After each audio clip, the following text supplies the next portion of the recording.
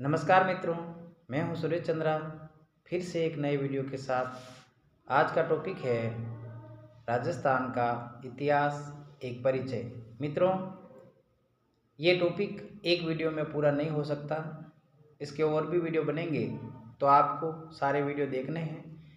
सभी प्रतियोगी परीक्षाओं के लिए ये टॉपिक बड़ा इम्पोर्टेंट है और आपको इसको अच्छे से पढ़ना है।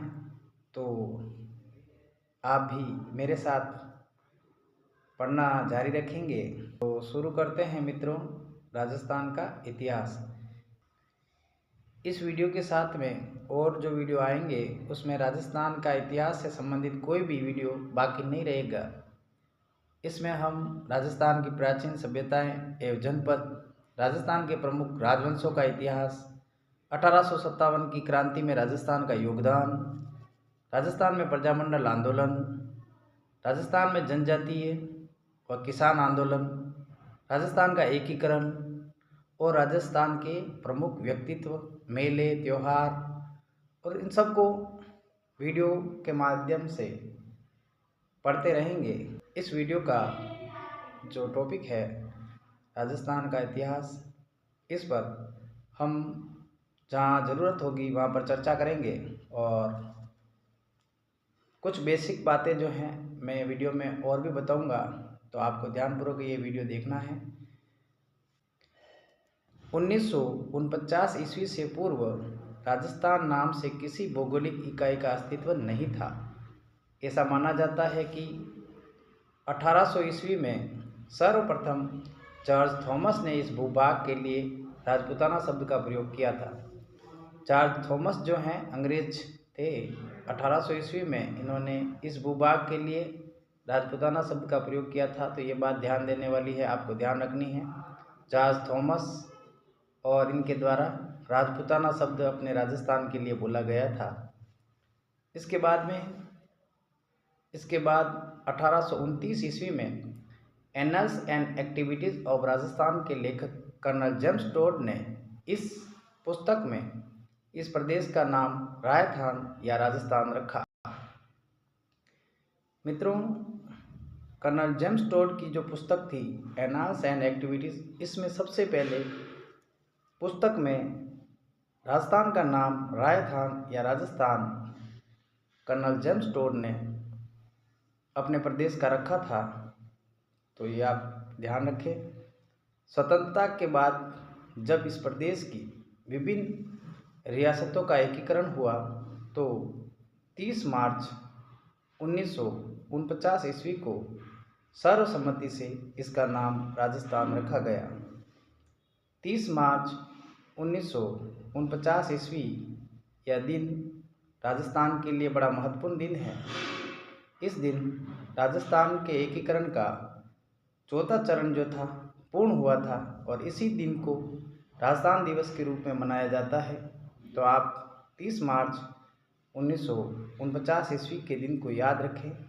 हर वर्ष 30 मार्च का जो दिन आता है उस दिन राजस्थान दिवस मनाया जाता है। प्रश्न यहाँ से सीधा आता है, राजस्थान दिवस कब मनाया जाता है? आप ध्यान रखें, 30 मार्च राजस्थान दिवस मनाया जाता है हर वर्ष। प्राचीन साहित्य और अभिलेखों में वर्तमान राजस्थान के विभिन्न क्षेत्रों के भिन्न भिन्न नाम मिलते हैं। कुछ क्षेत्र उनकी भौगोलिक विशेषताओं के आधार पर और कुछ क्षेत्र वहाँ बसी जातियों के नामों से जाने जाते थे। राजस्थान के क्षेत्रों के प्राचीनतम नामों में जिनका उल्लेख ऋग्वेद में भी आया है, मरु, धन्व, जांगल, मत्स्य, सूरसेन आदि हैं। ऋग्वेद में मरु, धन्व, जांगल, मत्स्य, सूरसेन ये जो है एक तरह से जनपद वाले नाम हैं। मरु और धन्व दोनों का अर्थ एक ही है और इनका प्रयोग जोधपुर संभाग के मरुस्थल के लिए हुआ है। आप जानते हैं मरु प्रदेश जो है जोधपुर इसका सेंट्रल एरिया है और इस तरह से जोधपुर के लिए बोला गया था। जोधपुर पहले मरु फिर मरुवार कहलाता था और जोधपुर पहले मरु फिर मरुवार कहलाता था और कालांतर में इसे मारवाड़ कहा जाने लगा। वर्तमान में भी हम मारवाड़ बोलते हैं मरुस्थलीय इलाके के सारे जिलों को, और इसका सेंटर जो है मारवाड़ का जोधपुर माना जाता है। तो आप ध्यान रखें, मारवाड़ बोलते हैं इसको। जांगल शब्द का प्रयोग उस क्षेत्र के लिए किया गया है जहां सम्मी, केर या पीलू आदि होते हो, यानी ये पेड़ हैं एक तरह से, और इनको बोला गया है। बीकानेर और नागौर व आसपास का क्षेत्र जांगल देश कहलाता था। बीकानेर और नागौर व आसपास का क्षेत्र जांगल देश कहलाता था। जांगल प्रदेश के बारे में पूछे तो इसका सेंटर एरिया जो है जांगल का आसपास का इलाका जो पूरा होगा वह बीकानेर के आसपास का इलाका है, नागौर के आसपास का, इसे जांगल कहते हैं। मत्स्य, जिसका उल्लेख महाभारत में एक राज्य के रूप में हुआ है, मत्स्य आया है, महाभारत में इसका उल्लेख है, और यह वर्तमान में जयपुर के आसपास का क्षेत्र जो है, इसकी राजधानी विराटनगर हुआ करती थी। ध्यान रखें आप, महाभारत में इसका नाम है। यह जयपुर, अलवर और भरतपुर तक विस्तृत था और इसकी राजधानी विराटनगर थी। जैसा कि अभी मैंने बताया आपको, मत्स्य प्रदेश की राजधानी विराटनगर हुआ करती थी। भरतपुर के मथुरा क्षेत्र से सटे हुए क्षेत्र धौलपुर और करौली के अधिकांश भाग सूरसेन राज्य में सम्मिलित थे। ये सूरसेन क्षेत्र मथुरा को बोला गया था उस समय, और इसके आसपास के सारे क्षेत्र सूरसेन जनपद में आते थे, महाजनपद में। महाभारत में भी इसका उल्लेख मिलता है।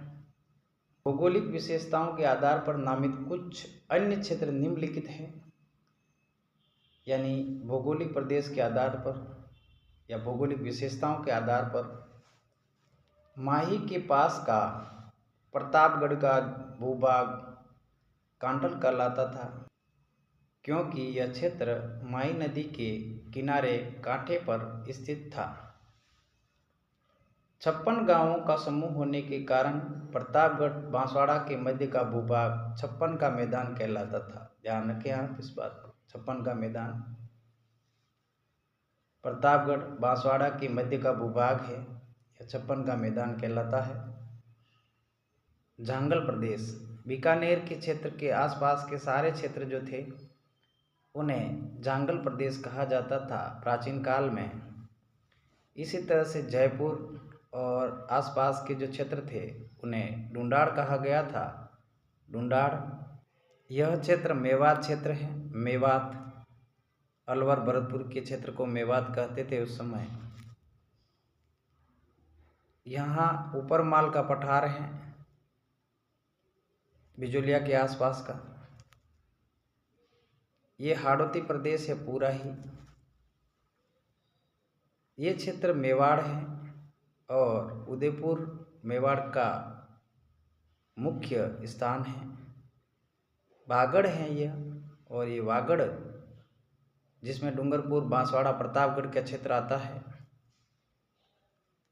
मारवाड़ क्षेत्र है यह। और मरु क्षेत्र बोला गया है इसको। जोधपुर के जो क्षेत्र हैं सारे वो मरु प्रदेश कहलाता था। और ये मांड प्रदेश है। मांड प्रदेश जैसलमेर के क्षेत्र को बोलते हैं मांड। ध्यान रखें। अब हम इनको पढ़ लेते हैं।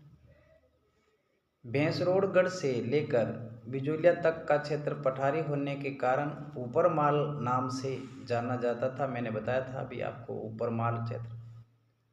उदयपुर के आसपास का प्रदेश पहाड़ियों की अधिकता के कारण गिरवा कहलाता था, और यही मेवाड़ था एक तरह से। जैसलमेर का प्राचीन नाम मांड था। मैंने अभी बताया था जैसलमेर मांड क्षेत्र कहा जाता था। डूंगरपुर बांसवाड़ा क्षेत्र वागड़ कहलाता था। कोटा बूंदी का प्रदेश हाड़ौती नाम से जाना जाता था, प्रसिद्ध है यह। हाड़ौती नाम। सीकर, झुंझुनू व चूरू का क्षेत्र शेखावाटी नाम से जाना जाता था। वर्तमान में भी हम शेखावाटी के ज़िले जो हैं उनको शेखावाटी ही बोलते हैं। इतिहास का काल विभाजन। मोटे तौर पर मानव के संपूर्ण इतिहास को 3 कालों में विभक्त किया जाता है। प्राक युग, दूसरा है आद्य युग और ऐतिहासिक युग। प्राक युग इतिहास के उस काल को कहा जाता है जिसके ज्ञान के लिए कोई लिखित साक्ष्य उपलब्ध नहीं है, अर्थात मानव लेखन कला से अपरिचित था, यानी लेखन विधि नहीं थी उसे, या लिखने या किसी तरह से उसको जानने की कोई विधि नहीं थी, उसे प्राक युग कहते हैं। आद्य युग की संज्ञा इतिहास के उस काल को दी जाती है जिसके लिखित साक्ष्य तो उपलब्ध हैं, किंतु या तो वे अस्पष्ट हैं अथवा उनकी लिपि को भी पढ़ना संभव न हुआ हो। ऐतिहासिक युग उस काल के इतिहास को कहा जाता है जिसके संबंध में स्पष्ट और सुपठित लिखित साक्ष्य उपलब्ध हैं, अर्थात प्राक युग जिसकी जानकारी सही ढंग से नहीं है। उसके बाद में आदि युग, यानी लिपि तो थी और कुछ साक्ष्य मिले भी हैं लेकिन सही तरह से स्पष्ट नहीं है वो, और स्पष्ट साक्ष्य या अस्पष्ट साक्ष्य इस काल में मिले हैं। ऐतिहासिक युग जिसमें स्पष्ट साक्ष्य मिले हैं जिसको हम जान सक रहे हैं। ऐतिहासिक युग उस काल के इतिहास को कहा गया है जिसके संबंध में स्पष्ट और सुपठित लिखित साक्ष्य उपलब्ध हैं। इन अर्थों में भारतीय इतिहास के कालक्रम को इस प्रकार से विभक्त कर सकते हैं। प्राक युग, यह युग सृष्टि के आरंभ से हड़प्पा सभ्यता के पूर्व तक था, अर्थात प्राक युग जो है वह हड़प्पा सभ्यता जो भी प्राप्त हुई है, खुदाई से साक्ष्य मिले हैं, उससे पूर्व तक था ये। आद्य युग, यह युग हड़प्पा सभ्यता के काल से 600 ईस्वी पूर्व तक रहा, अर्थात यह युग महाजनपद काल के आरंभ होने से पूर्व तक इस युग को माना गया है। ऐतिहासिक युग, यह युग 600 ईस्वी पूर्व से वर्तमान तक जारी है, जिसका इतिहास स्पष्ट मिलता है। इसे 600 ईस्वी पूर्व से वर्तमान तक यह जारी है, ऐतिहासिक युग है यह। आगे बढ़ते हैं मित्रों। प्राग ऐतिहासिक राजस्थान। प्राक युग में राजस्थान, अर्थात जहाँ साक्ष्य का अभाव है उस समय के राजस्थान का हम अध्ययन कर रहे हैं। मानव सभ्यता का उदय नदी घाटियों में हुआ था, क्योंकि नदी घाटियों में जल की प्रचुरता के कारण यहाँ अपने आप उत्पन्न होने वाले कंदमूल, फल भी प्रचुर मात्रा में उपलब्ध होते थे। सघन वनों के कारण यहाँ मांस हेतु पशु पक्षी भी आसानी से उपलब्ध हो जाते थे। सैकड़ों वर्षों पूर्व राजस्थान की भौगोलिक स्थिति ऐसी ही थी। यद्यपि राजस्थान का एक बड़ा भाग आज मरुस्थल है, किंतु विद्वानों की मान्यता है कि सैकड़ों वर्ष पूर्व इस मरुस्थलीय भूमि में समुद्र विद्यमान था। बात समझ में आ गई होगी आपको, यानी हम प्राक युग की बात कर रहे हैं और यहाँ राजस्थान में मरुस्थलीय क्षेत्र की भूमि जो थी, इस क्षेत्र में ऐसा माना जाता है कि सैकड़ों वर्ष पूर्व मरुस्थलीय भूमि में समुद्र विद्यमान था। ध्यान रखें। और सरस्वती तथा दसवती नदियाँ इस समुद्र में आकर गिरती थी। सरस्वती नदी और दसवती नदी जो हैं वह इस समुद्र में गिरती थी। यह स्थिति मानव जीवन के लिए सर्वथा उपयुक्त थी। यही कारण है कि ऐसी भौगोलिक स्थिति में राजस्थान को भी मानव सभ्यता के जन्म के प्राचीन भूभागों में से एक होने का गौरव प्राप्त हुआ। मानव सभ्यता के उद्भव के इस काल को पाषाण काल कहते हैं। मानव सभ्यता के उद्भव के इस काल को पाषाण काल कहते हैं, अर्थात इस काल का नाम पाषाण काल रखा गया। इसे 3 भागों में बांटा गया है, यानी पाषाण काल को भी 3 भागों में बांटा गया था। पूर्व पाषाण काल, मध्य पाषाण काल तथा उत्तर पाषाण काल। पाषाण काल के 3 भाग किए गए हैं, पूर्व पाषाण काल, मध्य पाषाण काल और उत्तर पाषाण काल। पूर्व पाषाण काल। राजस्थान में मानव का उदय कब हुआ यह निश्चित रूप से ज्ञात नहीं है, लेकिन यहाँ विभिन्न क्षेत्रों में हुए उत्खननों से प्राप्त विभिन्न प्रकार के पाषाण, विशेष रूप से क्वार्टजाइट पत्थर के अनेक उपकरणों से ज्ञात होता है कि आज से लगभग 2 या 1.5 लाख वर्ष पूर्व राजस्थान में एक मानव संस्कृति विद्यमान थी। आज से लगभग 2 या 1.5 लाख वर्ष पूर्व राजस्थान में मानव संस्कृति विद्यमान थी, यानी मनुष्य तो था 1.5 लाख वर्ष पूर्व भी राजस्थान के क्षेत्र में निवास करता था। 1870 में C.A. हैकेट ने सर्वप्रथम जयपुर और इंद्रगढ़ से पत्थर से बनी पूर्व पाषाण कालीन हस्त कुठार हैंड एक्स खोज निकाली। अंग्रेज C.A. हैकेट ने 1870 ईस्वी में सर्वप्रथम पाषाण कालीन हस्त कुठार जो थी, कुठार कुल्हाड़ी होती हैं जो पाषाण कालीन थी, हाथ से चलने वाली कुल्हाड़ी पत्थर की बनी हुई, इसको खोज निकाली। कुछ समय पश्चात सटनकार ने झालावाड़ से इसी युग के अनेक उपकरण खोज निकाले, यानी दूसरा जो क्षेत्र था पाषाण कालीन, पूर्व पाषाण कालीन, वह झालावाड़ से सटनकार जो थे, इन्होंने इस युग के अनेक उपकरण खोज निकाले थे। इसके बाद हुए योजनाबद्ध उत्खनन में भारतीय पुरातत्व और संग्रहालय विभाग, नई दिल्ली, डेक्कन कॉलेज, पूना के वीरेंद्र नाथ मिश्र, राजस्थान पुरातत्व एवं संग्रहालय विभाग के R.C. अग्रवाल, डॉक्टर विजय कुमार, हरीश चंद्र मिश्रा आदि विद्वानों ने राजस्थान की पूर्व पाषाण कालीन सभ्यता और संस्कृति के विभिन्न पक्षों को सामने लाने में सराहनीय योगदान दिया। इनके प्रयत्नों से राजस्थान में अजमेर, अलवर, चित्तौड़गढ़, भीलवाड़ा, जयपुर, झालावाड़, जालोर, जोधपुर, पाली, टोंक आदि क्षेत्रों की प्रमुख नदियों, विशेष रूप से चंबल, बनास और उनकी सहायक नदियों के किनारे पूर्व पाषाण कालीन उपकरण प्राप्त हुए हैं। जालोर से इस युग के उपकरणों की खोज का श्रेय B. ऑल्चिन को है, इसको ध्यान रखें। स्पष्ट है कि उपयुक्त संपूर्ण भूभाग पूर्व पाषाण कालीन संस्कृति का प्रसार क्षेत्र था। तो ये सारे क्षेत्र जो हैं पूर्व पाषाण काल में भी मानव सभ्यता से युक्त थे। ध्यान रखें आप। मध्य पाषाण काल मानव सभ्यता के क्रमिक विकास की कहानी की दूसरी कड़ी के रूप में राजस्थान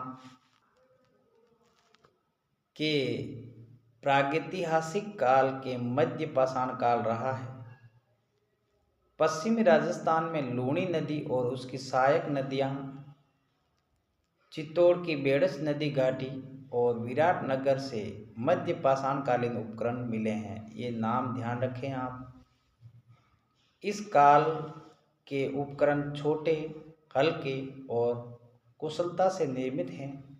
ये उपकरण jasper, agate, chert, cornelian, quartzite, chalcedony आदि पाषाणों से बने हैं, जिनमें blade, engraver, triangle, crescent, trapeze, scraper, pointer, आदि उल्लेखनीय हैं। पत्थर के बने इन छोटे उपकरणों को माइक्रोलिथ लघु पाषाण उपकरण कहा गया है। उत्तर पाषाण काल, नव पाषाण काल जिसको बोलते हैं, ये तीनों आपको ध्यान रखने हैं। पूर्व पाषाण काल, मध्य पाषाण काल और नव पाषाण काल। भारत के अन्य भागों की भांति राजस्थान में भी उत्तर नव पाषाण कालीन सभ्यता का उदय हुआ था। अजमेर, नागौर, सीकर, झुंझुनू, जयपुर, उदयपुर, चित्तौड़, जोधपुर आदि स्थानों से उत्तर पाषाण कालीन सभ्यता के अनेक उपकरण प्राप्त हुए हैं, जिनमें भीलवाड़ा के बागोर और मारवाड़ के तिलवाड़ा नामक स्थानों से प्राप्त उपकरण विशेष रूप से उल्लेखनीय हैं। भीलवाड़ा में बागोर स्थान है, भीलवाड़ा जिले में बागोर सभ्यता भी है यहाँ पर, और मारवाड़ के तिलवाड़ा नामक स्थान पर नव पाषाण काल के उपकरण मिले हैं। ये बातें आपको ध्यान रखनी है। और भी स्थान इन स्थानों पर हैं। राजस्थान में धातु काल, ताम्र पाषाण, ताम्र एवं ताम्रकाश्य काल। धातु काल के अंतर्गत राजस्थान के भी अनेक स्थानों से ताम्र पाषाण एवं ताम्र काल के अवशेष मिले हैं।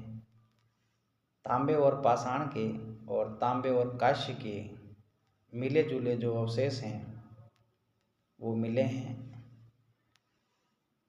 ताम्र पाषाण एवं ताम्र काल के अवशेष मिले हैं जो तत्कालीन युग में राजस्थान के मानव के सांस्कृतिक विकास पर पर्याप्त प्रकाश डालते हैं। राजस्थान की ताम्रकालीन संस्कृति के प्राचीन स्थलों में घनेश्वर, ये सीकर में है, कालीबंगा हनुमानगढ़ में, गिलुंड राजसमंद में, आहड़ या जाड़ोल उदयपुर में, पिंड पांडलिया चित्तौड़ में, कुराड़ा नागौर में, साबणिया व पुंगल बीकानेर, नंदलालपुरा किराडोत व चितवाड़ी जयपुर, एलाना जालोर, बूढ़ा पुष्कर अजमेर, मलाह भरतपुर आदि विशेष रूप से उल्लेखनीय है। इन नामों को आप ट्रिक के द्वारा याद कर लेंगे तो आपके लिए यह ठीक रहेगा। ये धातु काल के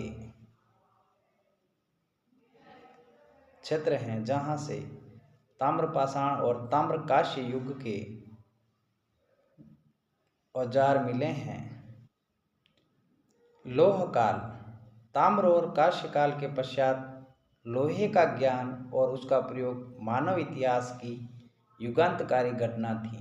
यानी ताम्र और काश्य काल के बाद में लोह काल की जो घटना थी वह युगांतकारी घटना थी।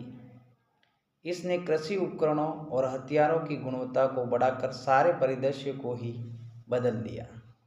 अर्थात जब लोहे का ज्ञान मनुष्य को हो गया तो उसके लिए बड़ा महत्वपूर्ण स्थान लोहे ने ले लिया।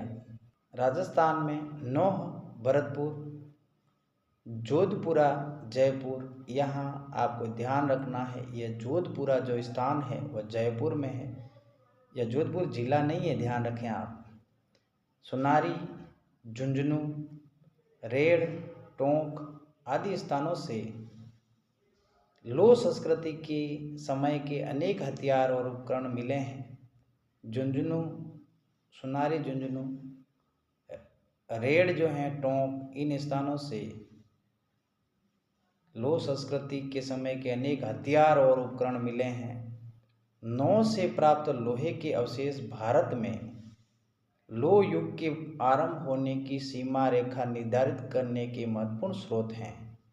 नौह भरतपुर का जो क्षेत्र है, यहाँ से जो लोहे के हथियार मिले हैं वो लोहे के आरंभ होने की, लोह युग के आरंभ होने की सीमा रेखा निर्धारित करते हैं।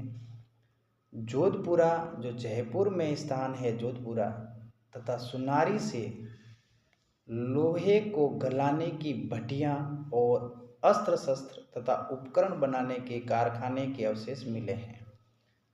तो आप ध्यान रखें, अस्त्र शस्त्र का कारखाना सुनारी से मिला है। रेड को तो लौह सामग्री की प्रचुरता के कारण प्राचीन राजस्थान के टाटा नगर की संज्ञा दी गई है। प्राचीन काल का टाटा नगर आपको पूछे तो आपको रेड बताना है, रेड टोंक। ठीक है। लौह काल के पश्चात भारत के अन्य भागों की भांति राजस्थान में भी स्लेटी रंग की चित्रित मृद भांड संस्कृति का उदय हुआ। इस संस्कृति के अवशेष विराटनगर व जोधपुरा, जयपुर, सुनारी, नौह आदि स्थानों से मिले हैं। इस संस्कृति का उदय लगभग 600 ईस्वी पूर्व में हुआ था। इसके पश्चात भारतीय इतिहास के साथ राजस्थान के इतिहास का भी ऐतिहासिक युग आरंभ हो जाता है। अर्थात जो पेंटिंग वाले स्लेटी रंग के जो चित्रित मृद भांड थे, उनके साथ में ही राजस्थान का जो ऐतिहासिक युग है वो प्रारंभ हो जाता है लगभग 600 ईसा पूर्व में। और इसके साथ में राजस्थान का जो इतिहास है वो ज्ञात इतिहास है। तो दोस्तों, आज की वीडियो में इतना ही। मिलते हैं अगले वीडियो में नए टॉपिक के साथ। तब तक जय हिंद, जय भारत।